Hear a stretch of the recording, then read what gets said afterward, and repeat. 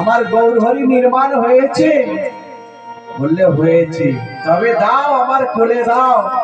তখন পটুয়া বলছি, এই মূর্তি তো আমি দেব না, দেব না। এই মূর্তি যখন আমি পেয়েছি, আমি দেব না, দেব না, আমি দেব না, দেব না, দেব না, দেব না।